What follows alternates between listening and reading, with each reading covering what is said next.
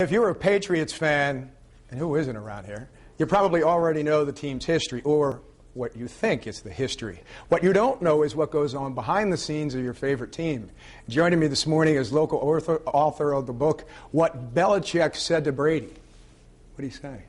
The best New England Patriots story ever told. Jim Donaldson's here. Jim, good morning to you, my friend. Morning. Who's got the best job in the world better than you? Well, I always say it would be the best job in the world if you didn't have to write.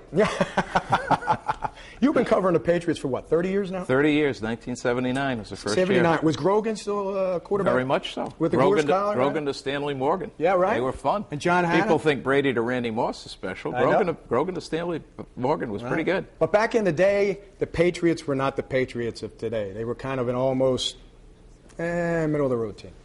That's putting it mildly.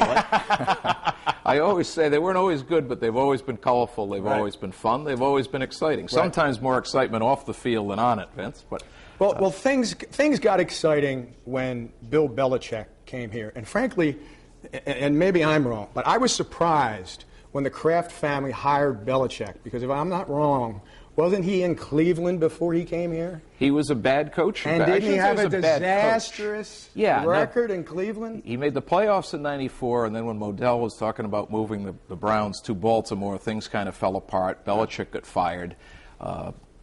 He really didn't do a great job in Cleveland. He had a strange personality. He didn't get on with the players.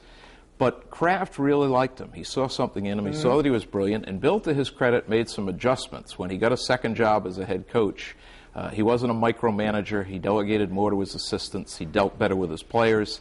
And you see the results. He's a brilliant football coach. I will say that I think he's one of the few guys who has survived a charisma bypass operation. But while not quotable, he's certainly a terrific football coach. Obviously, the record speaks for itself. Is he the nutty professor of football? No, because he's not nutty. I liken him. There's an old story when Bobby Fischer, the great chess master, passed away.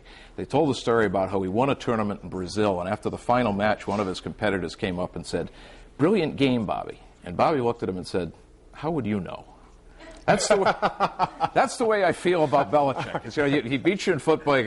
Great game, Bill, and it's subtle. How would you know? Do you know an X from an O? 30 years, craziest player.